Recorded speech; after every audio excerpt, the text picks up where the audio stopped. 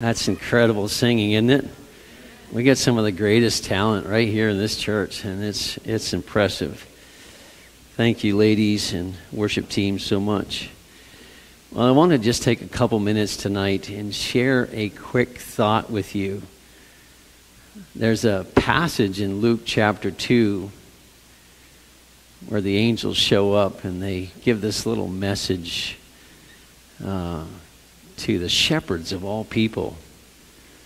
And we're going to focus on that tonight. I want to entitle this little devotional sort of talk, A Sign to You. A Sign to You.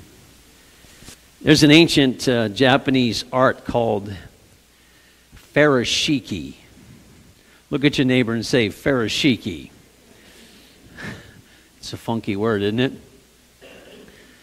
The Japanese lords used to need a way to bundle their belongings when they went to the public bathhouses, so that when they got out of the bath, they knew whose clothes were whose. And generally, the bundles that they had were had an insignia, a crest of some sort, to differentiate whose clothes they were. And as time went on, that became fancier and fancier, as you can imagine. The lords wanting to outdo each other with their furoshiki bundles. And then over the years, people began to realize that as they bundled their clothes like this, that, hey, this would make a nice way to cover packages. And so they furoshikied their presents that way with cloth instead of paper. In fact, the government of Japan felt like that was such a great idea, the economy of that we're not wasting paper and we're using cloth, that they applauded that idea, and it became quite a tradition in Japan. Well, as years went on, not only did they wrap the presents, but then it became such an art in how they folded the presents and the different ways that they would put it together. As you can imagine, ladies getting creative and men getting creative with the way they put their packages together. So much so that almost as important as the present was the way it was bundled. In fact, they would often get a present and they would take the present and they would rotate it and look at it and just admire whoever wrapped it and how beautifully it was put together. Not like today so much around the Christmas trees. Right? The kids throw the toy aside and play with the box. So it seems. So it was the thoughtfulness of the packaging. In Luke chapter 2, verse 12, we read an angel's description of what baby Jesus would look like when the shepherds would find him. It says this: "This will be a sign to you." Imagine being a shepherd on the hillside, minding your own business, and out of nowhere, an angel shows up, scares you half to death, I'm sure. And he says to you, "This will be a sign to you.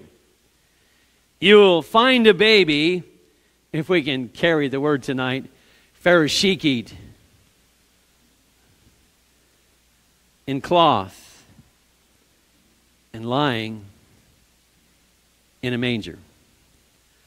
Of all the signs that God could have displayed to introduce this package, this beautifully wrapped package,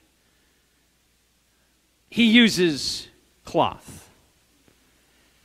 He could have said to the shepherds, "This will be a sign to you. You will find a host of angels standing on top of the inn where they are, or the stable where they are, the cave where they are," wherever it was that Jesus, and they assumed that it was more of a cave than a stable. But, you know, why couldn't it have been angels? Why couldn't it have been this massive star that just came down out of heaven and hovered over Jesus? Hey, that would be a great sign. Why couldn't it have been a multitude of other things? Whatever, but he says a sign will be the clothes wrapped around this baby. Interesting, isn't it? After all, Jesus, don't forget, is the creator of the universe. He is God. He spoke what we know as this earth into existence. The galaxies, the stars, the planets. You and I are created by him, and yet he chose to come in this little baby form and be Pharaoh Shekied for us. Wow. You know, swaddling has been around for a long, long time. So much so that archaeologists have found little figurines of tiny little babies that were swaddled, and they would have these little figurines that they found years, hundreds of years before Jesus was ever born. For centuries, parents have bundled. How many of you bundled your children? And you know what I mean by bundled. So I have lots of grandchildren, and it's a joy to watch my children bundle their children now. And it's a Pharaoh Shiki of sorts. I mean, they get the blanket out, and it's triangled, and they lay it out, and then they put another one on side, and there's just an art to it, and they're tucking it underneath, and that arm gets tucked in, and the other one gets wrapped around, and just watching the art, I'm going, dude, you guys are awesome. I don't remember doing that to you, but this is great. But when the baby's all done, I just feel like, oh, the poor kid, he's all wrapped up in there. I'm like, let me out. When I watch our children bundle the kids, imagine with me, God becoming incarnate, manifesting himself in flesh, so that you and I could see him, touch him, hear him, witness the wisdom and the grace of God, the truth of God, all of these characteristics and attributes of God, the love of God, manifest in a form, a human form, flesh, he came.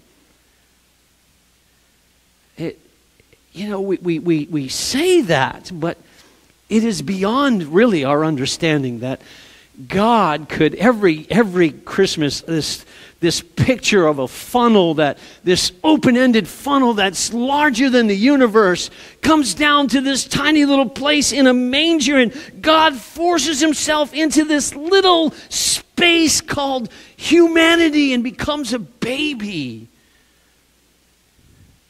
He's not wrapped in robes, he's wrapped in cloth. The term signifies strips of clothing even, almost leftovers, if you will, something that was extra to bundle whatever they had available, they wrapped him in. The one who created all of this. We can't begin to imagine what it felt like for God to have his world shrunk, if you will, and narrowed so severely. Don't miss the sign tonight. That God in his boundedness, becomes a metaphor for the rest of his life. That God would experience unfathomable limitations for you and I, as he allowed the universe to literally close in around him.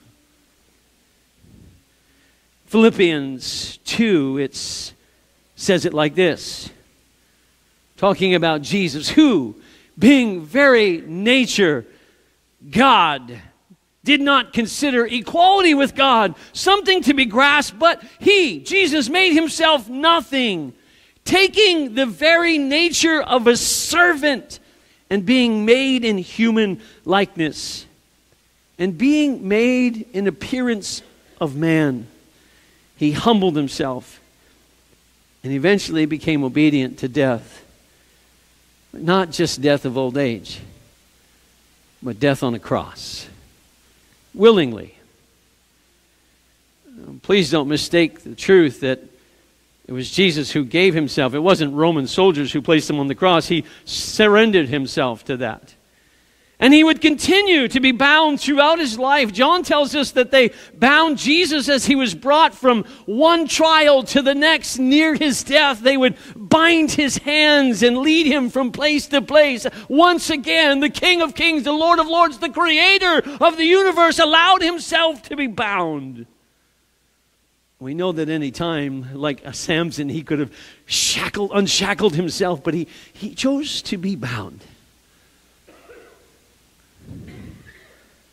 He was brought from one trial to the next in such a manner. Eventually, this Jesus who was bound by his hands would go to the cross, and he would continue to be bound, this time not with cloth, where it was stripped from him, and not with chains or shackles, but now he would be bound by nails in his hands and nails in his feet. A very brutal furoshiki, if you will. And then he would exchange the nails for strips of cloth once again. And he would be bound and placed in a borrowed tomb.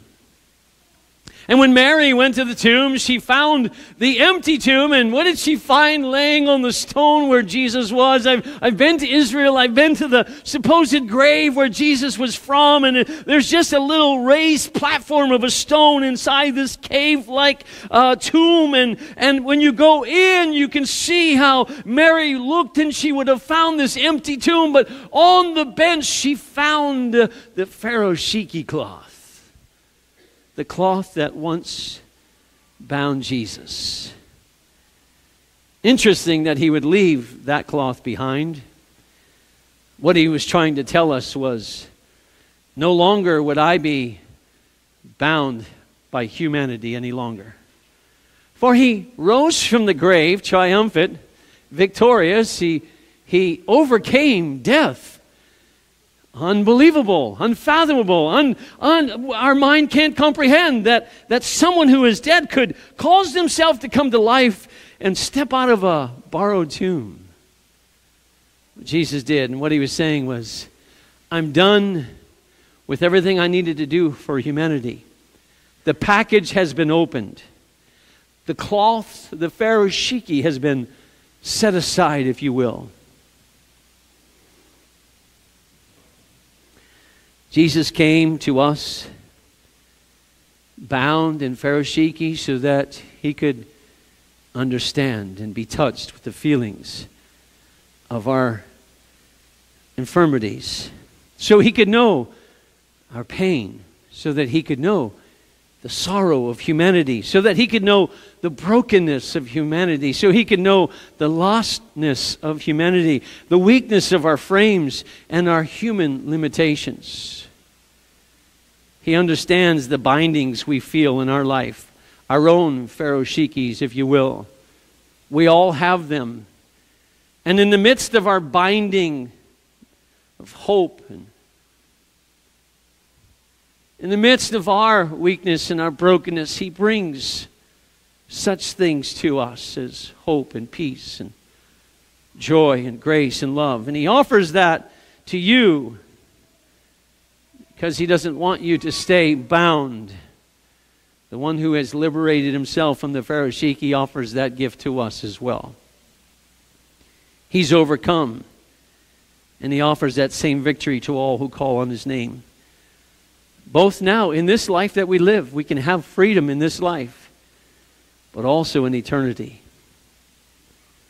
This Christmas, when you think of the baby wrapped in cloth and furoshiki, be reminded that it was God's sign to us that he chose to limit himself so that he could identify with us and eventually offer us freedom from the restraints that we have in our life. My prayer for you this Christmas is that somewhere in the midst of your traditions tomorrow, maybe around the living room or kitchen table, around a tree, in the middle of all that, the presence of the Lord would come and remind us that He came to set us free. As you look at the packages around your tree and delivering them to one another, take a moment to look at the package. Not quite as elegant, perhaps, as the tradition of the Japanese, but maybe you're one of those kind of persons who loves to decorate fancy packages. I'm just sort of a basic guy. Just get it covered is all I'm thinking. But some of you like the big thick ribbons and the big bows and the fancy garland and all kinds of things. However you unwrap your packages tomorrow, can we just reflect on the Christ child who came and let it be a sign to you? You will find the babe, Pharaoh sheikhed in cloth, lying in a manger. And He did that for you. What we're going to do right now, I'm going to ask Austin if you'd come back, and Austin is going to sing a song for us. And we're going to just get up from our seats. And Deb, I don't know how you want to do the candles. Maybe we could have a basket up here and a basket back there. And if you would just make your way to one of the baskets, we have candles there. And we're going to make a circle around the sanctuary. And just try to be respectful of this time right now. We want to enjoy Austin's song. So as you make your way maybe into the center aisle, come up, grab a candle, and find a place around the room tonight.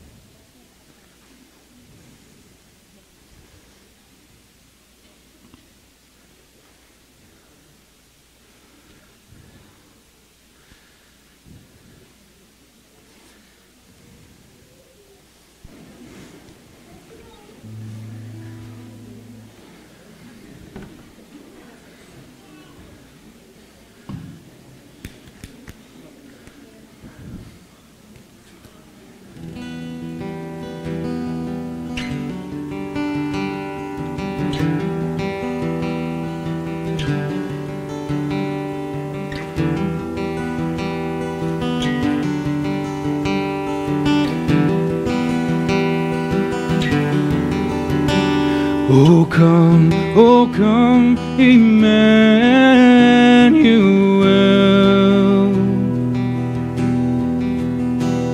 and ransom captive Israel,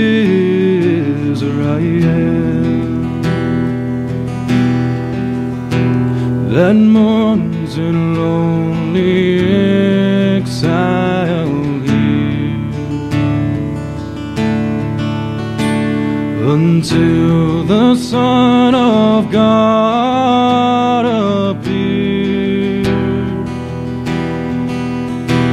Rejoice, rejoice, Emmanuel shall come to thee, O Israel.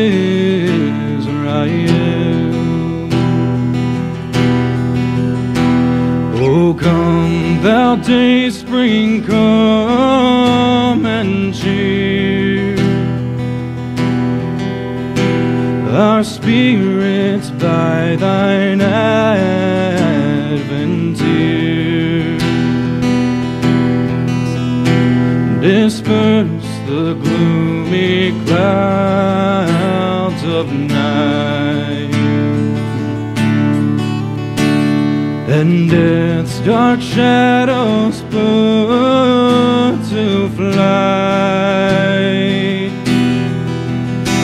Rejoice, rejoice, Emmanuel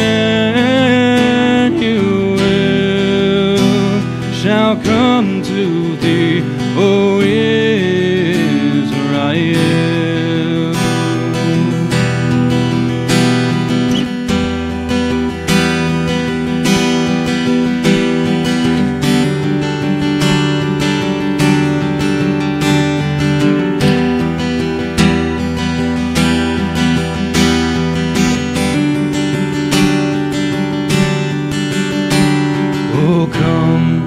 come, Emmanuel.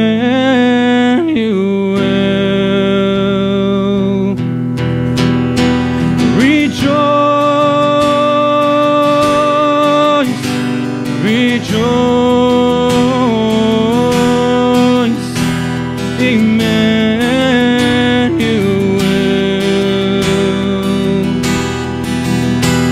shall come to thee, O Israel.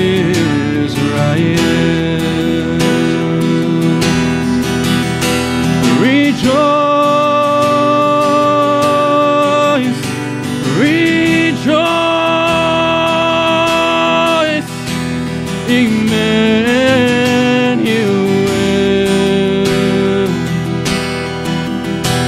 shall come to thee, O Israel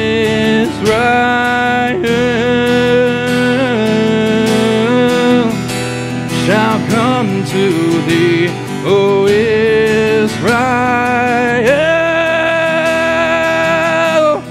Emmanuel.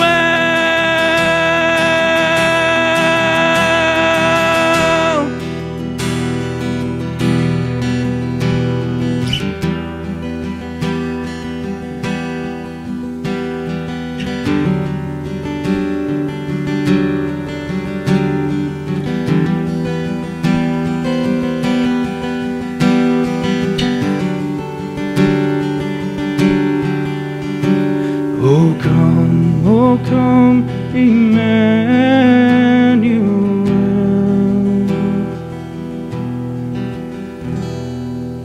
Wow, great job. Woo!